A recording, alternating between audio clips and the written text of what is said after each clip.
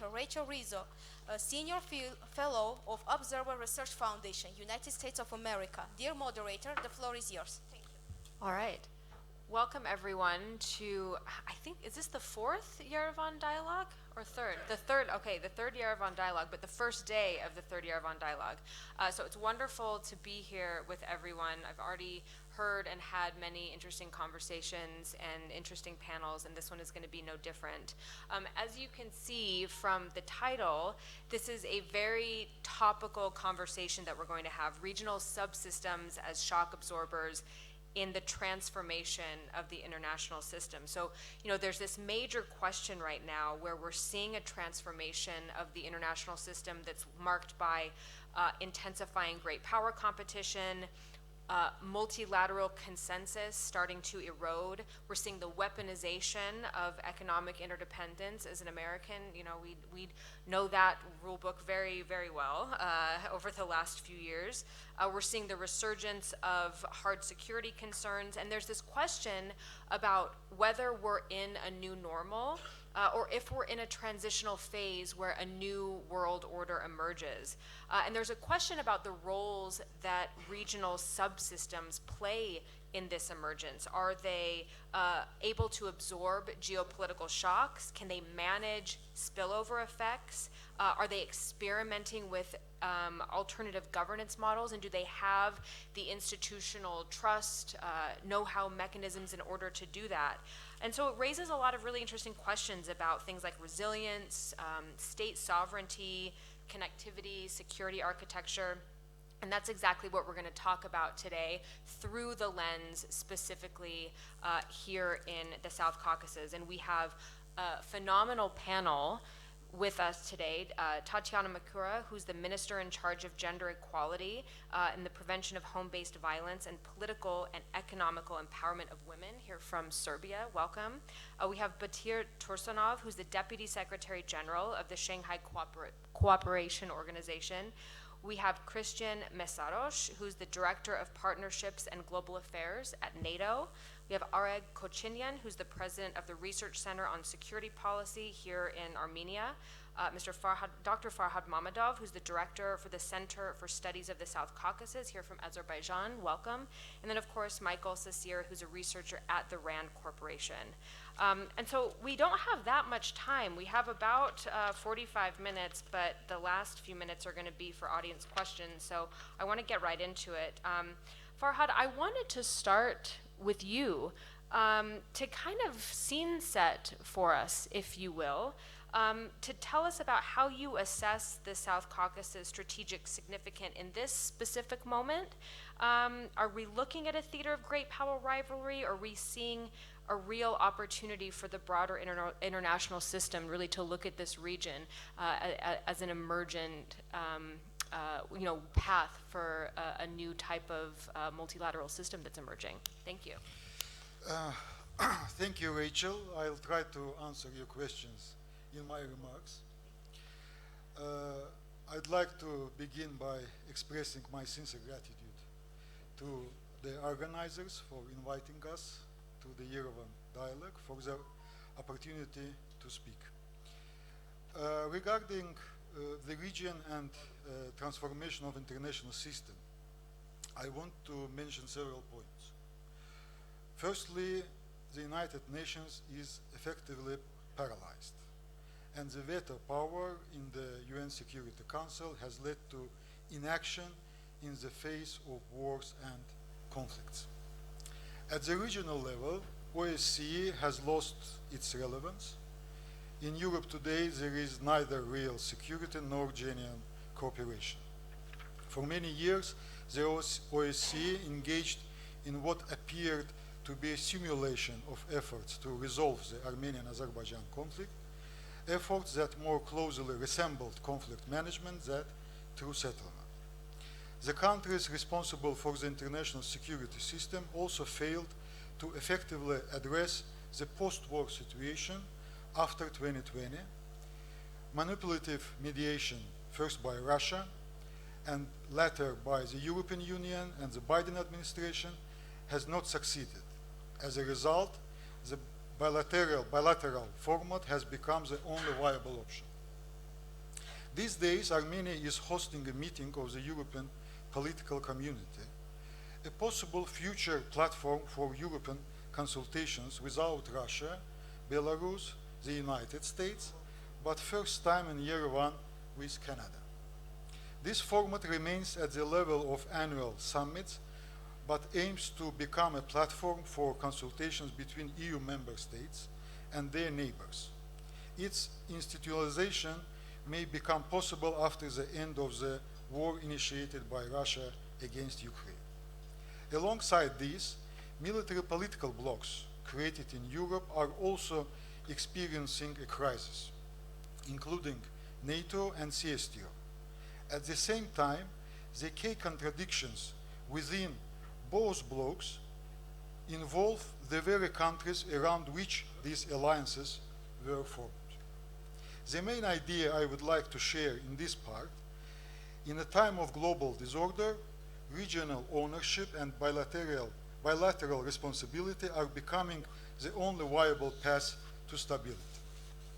Secondly, what does this mean for our region? Today, the South Caucasus is a region only in a geographical sense. In geopolitical and economic terms, it's a divided region. The South Caucasus includes all the major projects of Eurasia. Here we see NATO and CSTO, the customs space of the European Union and the Eurasian Economic Union, OSCE and Shanghai Cooperation Organization. The South Caucasus is also viewed as a part of the Middle East. In China, the region is seen as part of the land routes of the Belt and Road Initiative. And all of this exists within a very small geographic area. Over the past 35 years, the countries of the region have pursued different development strategies. 3 countries have chosen different priorities and have taken steps to integrate into different blocs and unions. This includes Armenia and Georgia. Azerbaijan has chosen a strategy of non-alignment, giving priority to bilateral and trilateral formats. At present, a certain transformation is taking place in those countries of the region that have integrated most deeply into military, political, and economic blocs. Armenia and Georgia are both facing difficulties with their previously chosen paths and key allies. Armenia with Russia and Georgia with the European Union. Azerbaijan is facing difficulties in its relations with institutions of the Council of Europe and the European Union. In recent years, Azerbaijan has been paying more attention to the organization of Turkish states. Last year, Azerbaijan became a full participant in the consultative meetings of Central Asia. In other words, the new priority strategies of the countries of the South Caucasus do not bring their foreign policy priorities closer together, either now or in the future. This creates the conditions for the continuation of a divided region. However, the crisis of the international system, as well as of regional blocs and alliances, makes it necessary to ensure coordination of the regional agenda. Thirdly, new possible options of the region. In August 2025, in Washington, D.C., a peace agenda and sequence of steps toward peace were agreed between Azerbaijan and Armenia. This creates the conditions for signing a peace agreement between Azerbaijan and Armenia, for normalization between Armenia and Turkey, and for the opening of communications. In this way, new options are emerging for the South Caucasus, with the countries of the region themselves acting as the main drivers of change. These processes do not resolve all the region's problems. For example, Russia occupied 2 regions of Georgia. However, the expected developments create a basis for shaping a regional agenda with the participation of all 3 countries of the South Caucasus. Azerbaijan and Armenia are engaging in a bilateral format, and only with agreement between Baku and Yerevan, 3rd countries can take part in different tracks of the negotiation process. This is a new formula for future activity. It allows complex issues to be addressed and leaves little room for manipulation by external actors. In Azerbaijan and Armenia, there is an understanding that external actors have their own strategies regarding the South Caucasus, and neither Azerbaijan nor Armenia can influence those strategies. However, through mutual agreement, they can guide these strategies in a constructive direction. In other words, through coordinated action, the countries of the region can manage the projection of power by external actors, play these strategies within constructive limits, and avoid becoming an arena for confrontation between larger and more powerful players. Competition among external actors in our region cannot be stopped, but it can be prevented from turning into open confrontation that would destabilize the region. Azerbaijan, in a trilateral format with Georgia and Turkey, has implemented numerous infrastructure projects that have ensured energy security and independence for our countries. This could be extended to the region as a whole. The emerging inclusive order increases the agency of both individual states and the region as a whole. The South Caucasus shows that even in conditions of weakened international system, wars, and ongoing conflicts, it's possible to develop a formula for survival and development. In conclusion, I would like to note that we are only at the initial stage of this process, and many of these directions still carry the risk of slowing down or even reversing. The shared peace agenda, together with steady progress in the peace process between Azerbaijan and Armenia, creates the conditions to bring this process to a lasting and irreversible conclusion. Thank you for your attention. Thank you very much for your opening remarks, sir. Michael, I want to come to you and stay focused on the South Caucasus a little bit before we zoom out and look at other regions. You know, you've looked at conditions under which various regional orders can either absorb or amplify system shocks. Do you think this region specifically has the institutional mechanisms and interregional trust that's necessary to function in this way? And if not, what needs to happen to create that? I think, you know, Farhad gave us a good foundation upon which to sort of build that vision, but I'd be interested to see what kind of your research has shown and what you've been working on in this space.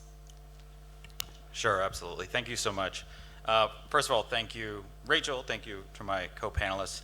Absolutely, thank you to Yerevan Dialogue, and for all of you for coming at 7 p.m. I know we're standing in the way of dinner, so I really appreciate that. When I was first reflecting on this question, my instinct was to respond with, obviously no. Obviously, the South Caucasus is not prepared to be an absorber of regional shocks, and it doesn't have the institutional mechanisms. And to some extent, that's plainly true. But upon further reflection, I started to realize that, well, actually, sort of, yeah, it's doing it already. And maybe that speaks to kind of the potential of the South Caucasus as a regional system. And of course, I'm speaking about the conflict, the war in Iran, where you have this exogenous event, this major contingency that for a long time, for years really, many of us who are watching the space, particularly in the defense space, were thinking about the South Caucasus as being an amplifying node in what might be an Iran contingency. So if there was a major war in Iran, that surely the risk of conflagration in the South Caucasus would only be larger. But we've actually seen the opposite. We've actually seen the South Caucasus play a role as a kind of moderating influence, where each of the three countries, varied in their foreign policies and governmental orientations though they are, have been fairly well aligned in terms of having pretty good relations with Washington, serviceable at least, and recognizing the need to maintain those serviceable relations. And secondarily, having cordial relations with Iran, understanding that there's a kind of a pragmatic neighborhood relationship with Iran is something that is in their interest. And so they've kind of walked a similar line. Now, this isn't to say that there's like some kind of an institutional mechanism with a secretariat and all the accoutrements of a regional order that one might normally expect that's servicing this kind of reaction. But I think it is the building blocks of that trust that's been facilitated by TRIP, by the peace process, that is actually allowing for a kind of alignment and coordination that we never would have expected to see in years past. Is it robust? I mean, I think, again, the answer is plainly no, right? There's still a long road ahead, and I think everybody in this room who watches this process would agree that, yes, there's a long way to go, and surely my co-panelists would agree with that as well. But realistically, the South Caucasus has been a source of contagion for the wider region, where you have the Georgia conflicts, the occupations of Abkhazia and South Ossetia. You had the Armenia-Azerbaijan conflict over several decades. And the South Caucasus was really treated as a secondary theater for multiple great power competitions, for multiple great power rivalries. So is it robust right now? No. But those building blocks are being built. And the peace process in TRIP is really changing that dynamic. And I think we're seeing that in real time, where we have conflict is the conflict, in fact, has become a basis for cooperation through TRIP particularly. And that the process of actually ending that conflict and engaging in the peace process is creating a mechanism through TRIP in bringing everybody together on a pragmatic basis and say, yeah, we're part of this connectivity story. We're part of this pragmatic inter-regional exchange, and we all have a role to play. And that means that our contributions have to be in alignment. And so we're seeing that in real time at this great event, where we have panelists from all three states kind of looking at each other and nodding. And I was actually joking with some of my co-panelists earlier. I was saying, gosh, I hope we're not going to all come and say the same thing. You know, an Azerbaijani, an Armenian, and an American all come to the same panel and say the same thing. And I just realized, well, gosh, that's a kind of a historic thing to say, that there's actually a chance that we might have something very similar to say on a panel like this. I'll end on the point that there is precedent for this potential, and I think we've seen that in Central Asia with the C5 and the emergent C6 platform. And I think 5-10 years ago, the idea of the kind of cooperation and even harmonization that we've seen in Central Asia was virtually unthinkable, except by some very, foresighted people out there. I think, in the broad view, that was something that was not expected. And really a year ago, in some ways, TRIP was seen as something that was a long ways away. And so we're seeing, I think, the makings of a story that has an analog in Central Asia that's quite successful. And there can be something quite similar here.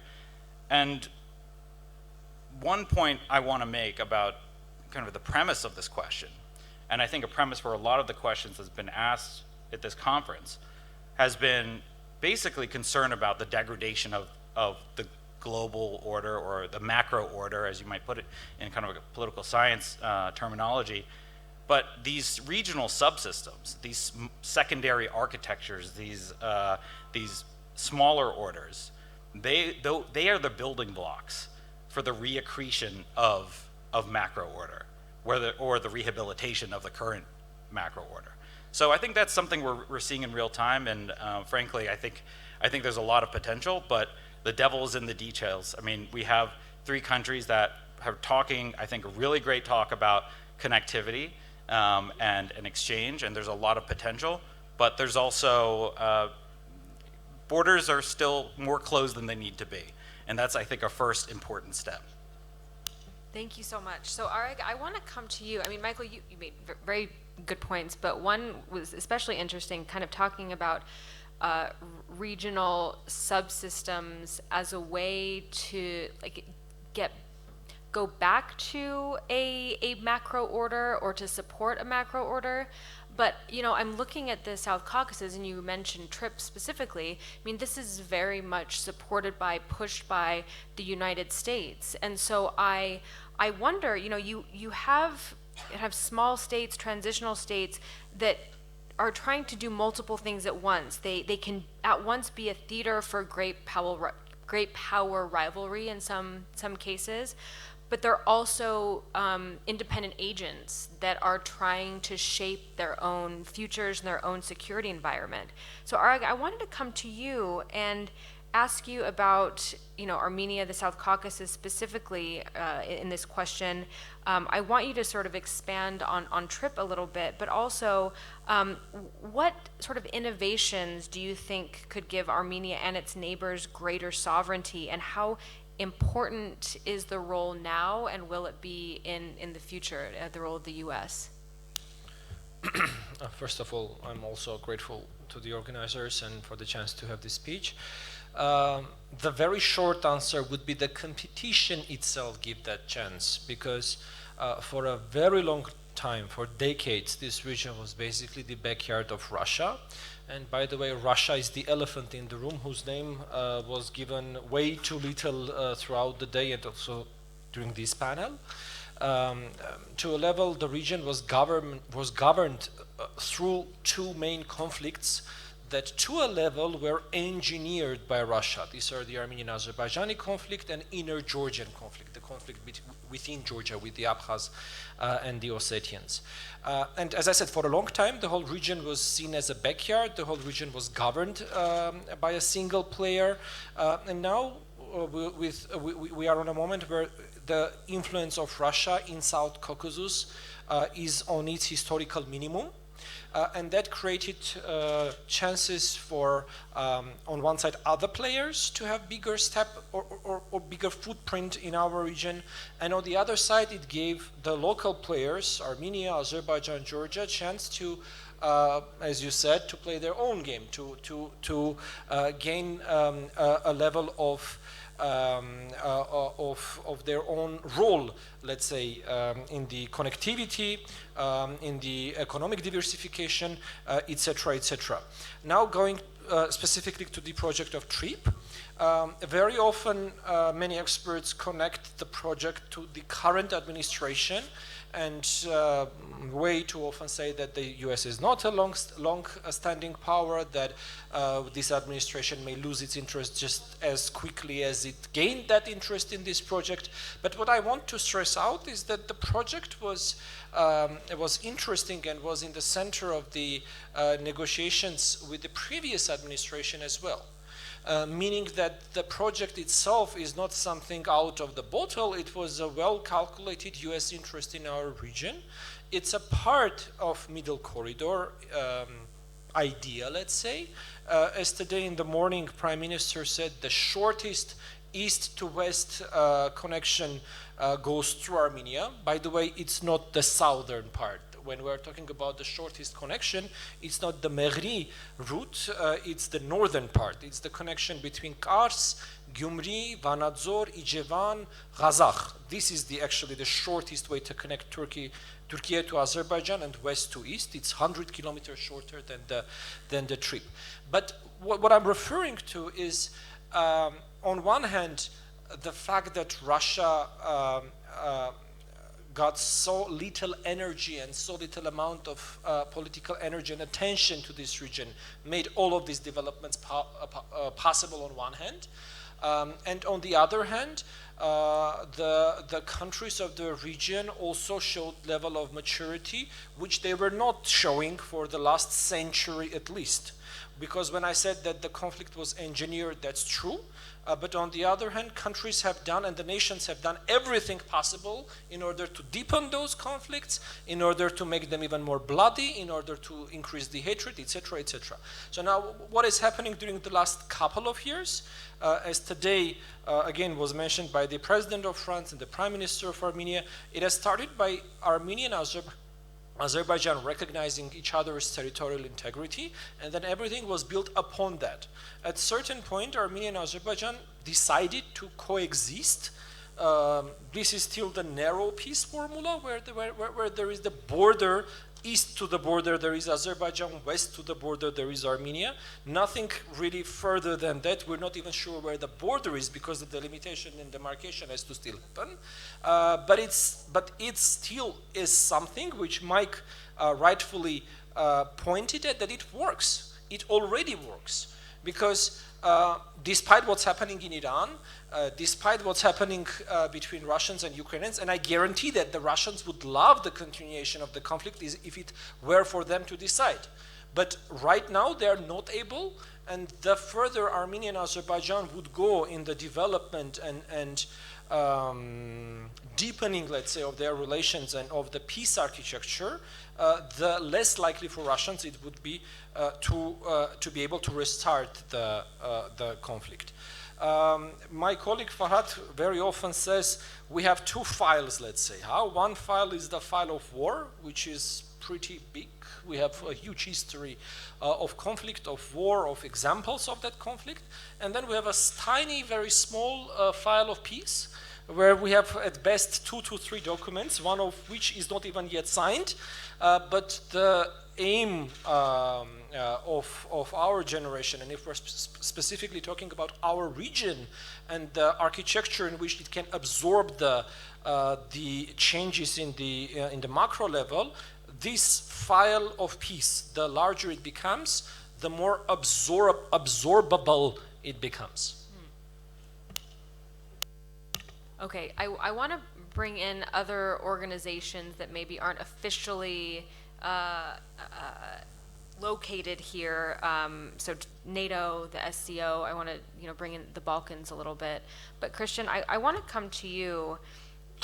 You lead global partnerships or global affairs and partnerships at NATO, and perhaps nowhere does NATO have closer partnerships than in the South Caucasus with countries that aren't officially members. I mean, Georgia has been a discussant about membership for maybe 2 decades at this point. And so I'm wondering, especially after 2022, NATO has really deepened its partnerships beyond its perimeters. And so I'm wondering how NATO specifically is calibrating its engagement in this region so that it is itself contributing to the region's both resilience and stabilization, and maybe where you see that going in the future. Thanks very much, Rachel, and thank you for the organizers from my part as well. This is the second time I'm in the Yerevan Dialogue, so it's becoming a tradition. I'm very, very glad for that. Then listening to the discussion so far, the theme that comes to my mind is opportunity. And I have to disappoint Michael. I think there will be a lot of agreement today, but that's good. And even a Hungarian from NATO can agree with Azerbaijanis, Armenians, and Americans. But again, that is good because that will make that file of peace a bit larger. Then, Rachel, you're right that the partnerships we have here go back 3 decades and more with all three countries. The change that we've seen since 2022 is one, Russia, as President Macron said, abandoning Armenia and basically focusing on the mad war against Ukraine, which means it's lost its positions here.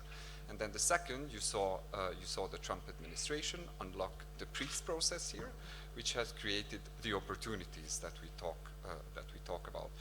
What this means for NATO and its partnerships in the region is, again, opportunities, a new era of partnerships with all 3 countries. You have seen the Secretary General of NATO, who was here yesterday for the European Political Community meeting, met with Prime Minister Pashinyan. Then we have a new special representative who was here 10 days ago and is going to Georgia this week, soon to Azerbaijan as well.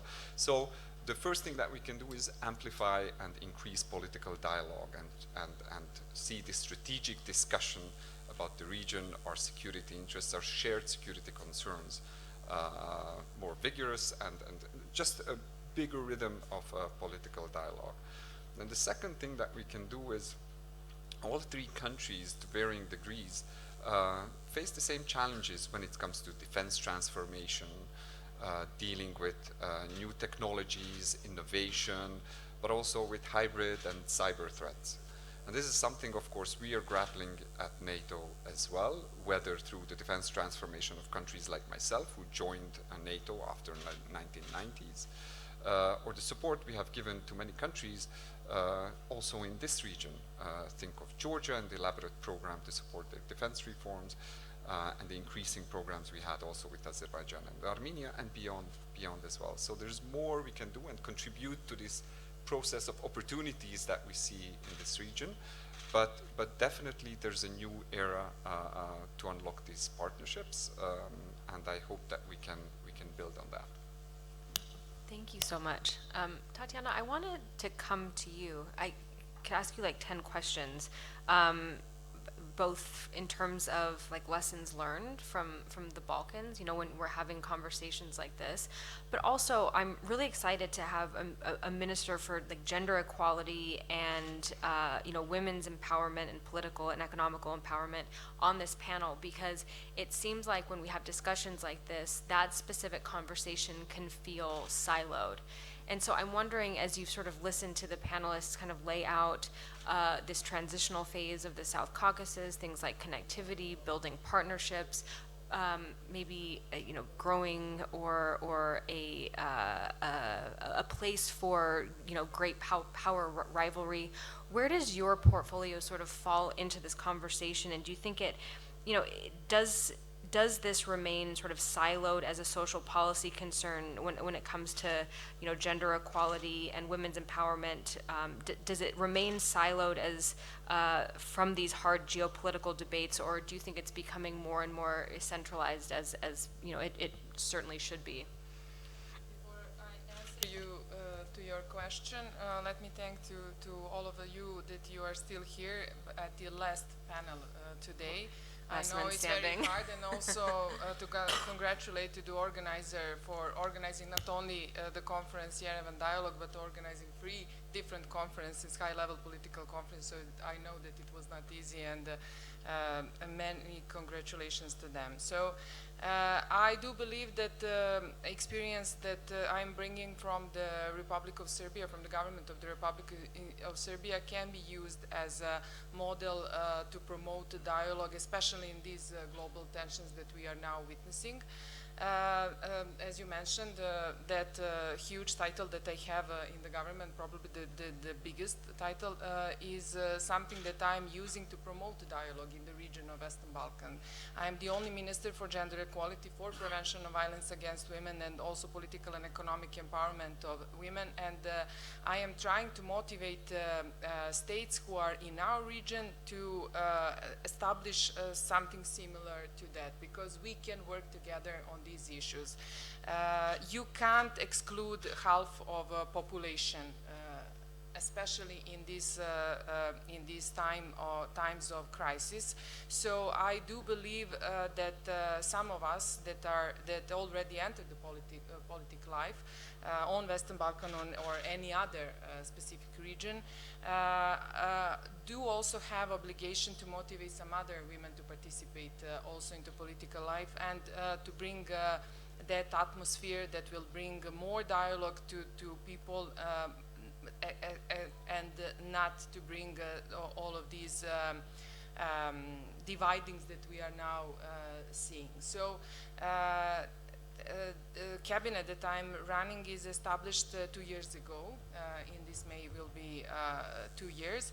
So after that, I decided not only to motivate women in Serbia to take a more active role in entering the political arena, I'm also trying to find a way how to motivate women in our region. So I'm organizing also different types of conferences who are actually promoting political and economic empowerment of women. For example, at the end of last year and in the end of this year, we will organize an international women's conference with the name RISE. We are trying to gather high-level political participants from Europe, mostly from Europe, and to exchange experiences, how we can do our best and motivate women from our states to enter the political and economic arena, real sector, and to be more active. That's the way how we can promote the dialogue. I'm not sure that we are now, when we are seeing these global leaders who are using political field to promote decreasing of rights of women, that we need to stay out of the topics, out of the context. So we need to get more involved and to show that we are bringing some other different culture than the culture of constant conflicts and dividings, and that we can bring more dialogue to the world.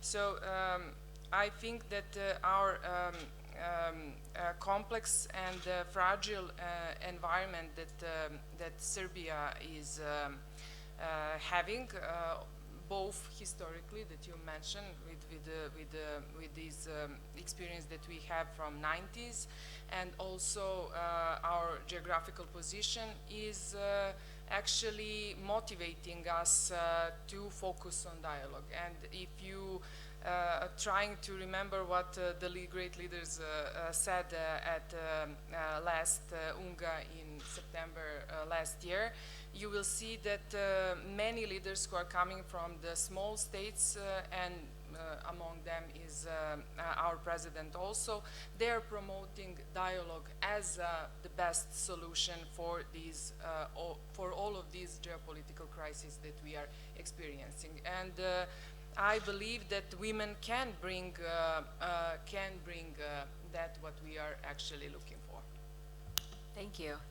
Batir, before I come to you, I just wanted to give the audience a quick heads up. We'll have about 10 minutes for questions and answers at the end here. So start thinking about those, because after I come to you, I'm going to head out to the audience and do a Q&A session. So just be sure to be ready for those. Batir, thank you for waiting. You know, looking at the SCO, you know, this is an organization that has certainly expanded significantly, both in membership, in economic scope. You know, I'm wondering, does it represent, you know, a real, genuine alternative to the Western-led multilateral institutions that have unpinned the system until now? And I'm wondering if we can apply lessons learned from the SCO specifically to the South Caucasus when it comes to its own role in the international system. Let's turn on. So first of all, I would like to thank the organizers, meaning the MFA of Armenia. And it's my real privilege to participate in this panel. And today, the international system is undergoing profound and accelerated transformation. We heard about these trends too much, and I wouldn't like to go into details. In these conditions, the role of regional organizations is becoming increasingly important. In the view of the SCO, regional structures are not instruments of division.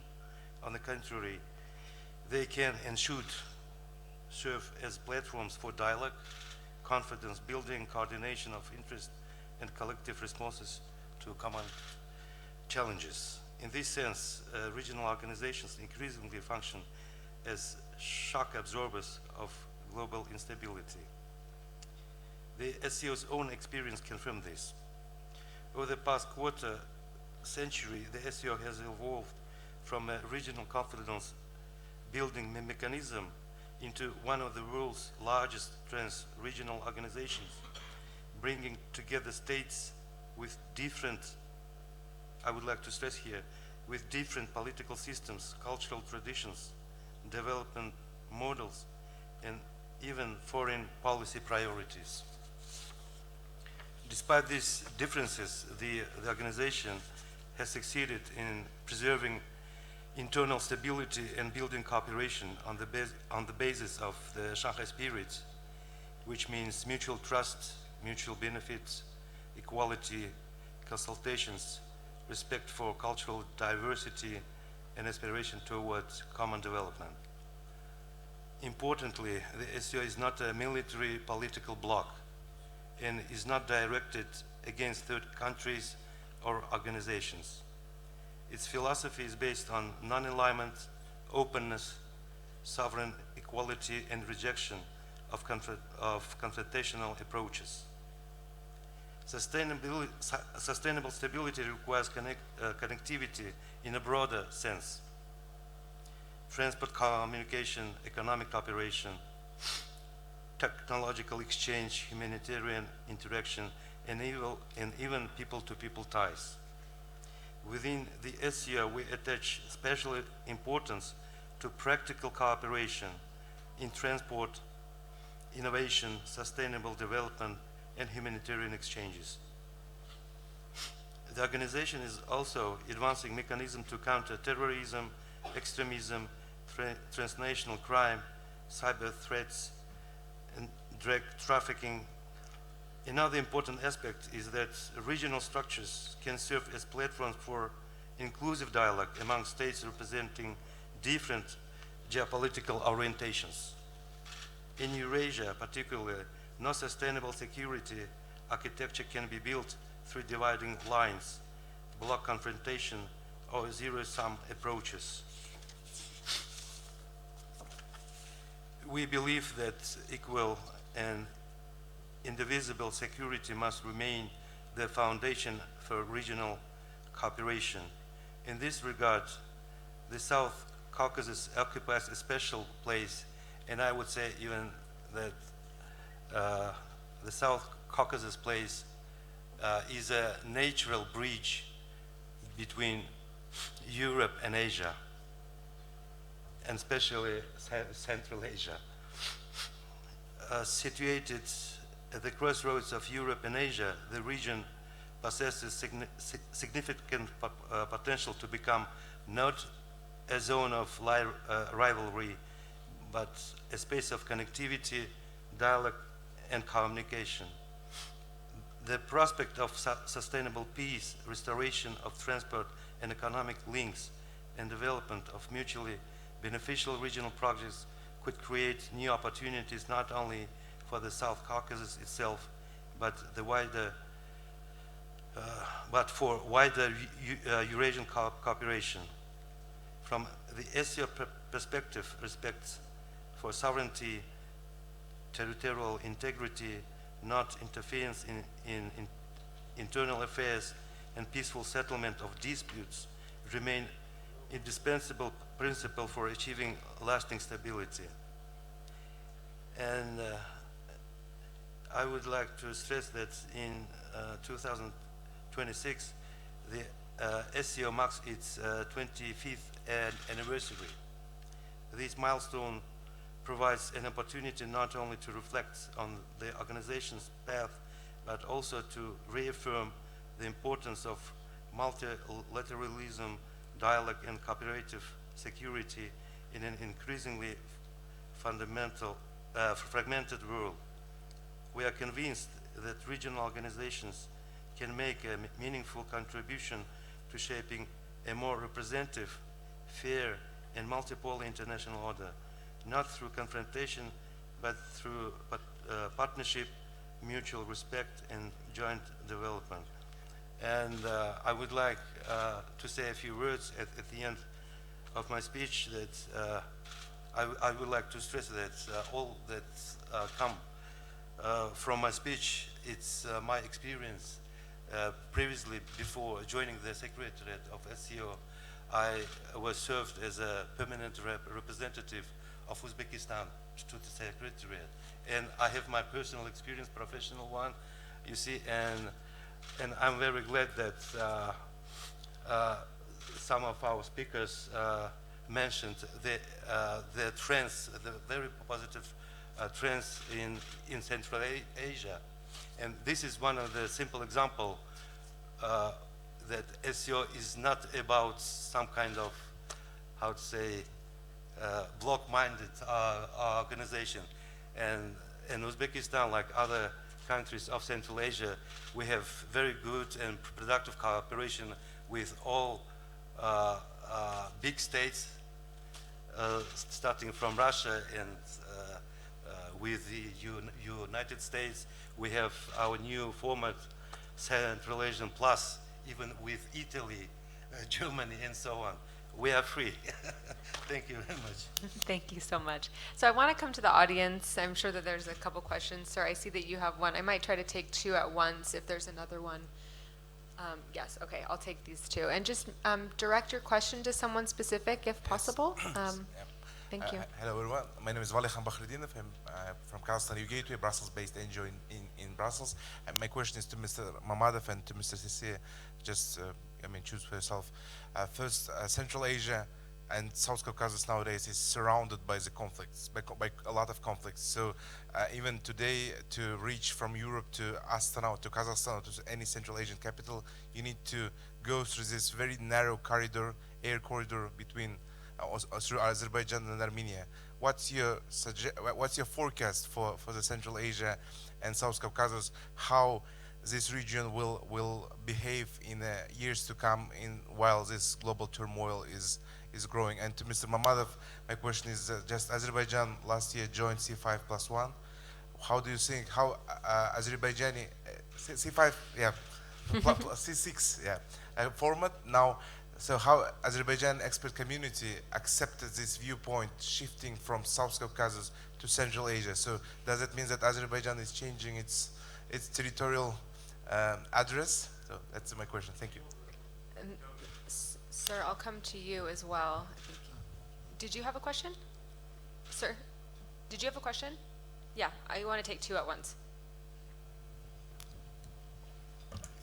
Yeah, it looks to me that the shock absorber is some kind of hedging between different regional organizations rather than having a regional identity. I'm wondering, as clear blocks collapse, is there a sense in being non-committant as everyone is non-committant? Is there any other thing than multivectorism these days? Isn't everyone doing multivectorism? Isn't the term losing its meaning? Thank you. So we have about 5 minutes left, so I think what we'll do is, Farhad and Michael, I'll come to you, but if anyone else wants to jump in and just offer a few final thoughts before we close, I'll let you do that. So Mr. Mamadov, over to you first, and then Michael. Thank you. We return to Central Asia. This is choice after our attempts towards Europe. Everybody understands that we're Muslim, we're Turks, and European Union does not want to see any Muslim and Turks in European Union. The other issue, the location of Azerbaijan. If you look at the map on the meridian from Arctic Sea to Persian Gulf, it's the fewest countries in the continent, only 3 countries. It's a very big Russia, very small Azerbaijan, and very big Iran. And that's why through Organization of Turkish States and then through Central Asia, we'll try to find friends which have the common problems, threats, and resources. And for Azerbaijan, it's more transactional, maybe much more than for Trump. For us, coalition depends on mission.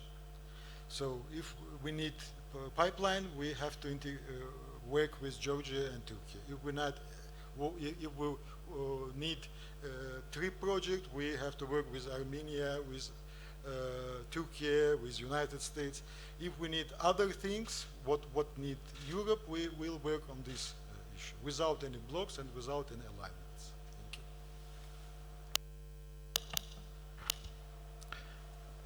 Thank you for that, the very interesting question. So,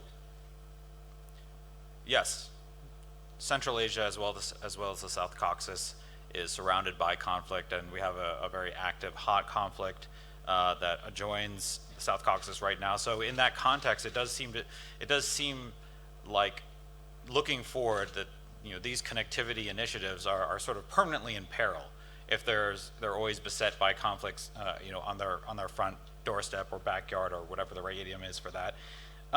But something I've heard a lot from my colleagues here in the South Caucasus, and as well as my colleagues in Central Asia, that I think is very interesting and worth batting around is these conflicts do a couple of things.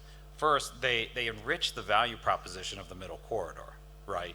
So if you take the Strait of Hormuz, for example, as kind of one glaring, gigantic example, it is the idea of all of this shipping having to traverse this very narrow strait that is kind of inherently fragile seems to kind of evince the need for alternatives.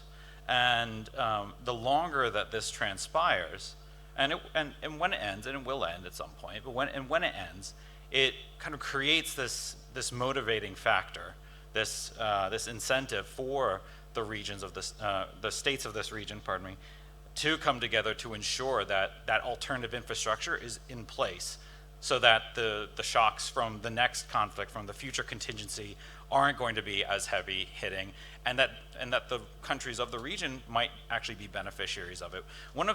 This is a little bit of a wayward example, but stick with me for a second. When people have discussed the destruction of value from the closing of the Straits of Hormuz, I think some of the numbers that have been put out there have been described as being the greatest loss of value in the history of oil shocks. Now, the difference between now and the 1970s is that there's a great deal of electrification, there's alternative, there's multimodal energy forms, and so the effects of that greatest loss of value have been absorbed somewhat by these alternatives, by diversification. And so you can use that kind of same example, I think, in, you can call it the middle corridor, in alternative routes, that would seem to justify kind of the regionalization projects that are happening in Central Asia and in the South Caucasus. And frankly, regions that can stick together and can create these zones of mutual prosperity and stability are going to be anchors and gravity wells for investment. Does anyone else have any final thoughts they want to add? We are exactly at time, so okay. That was very efficient. Thank you, everyone. Please join me in thanking our panelists as well.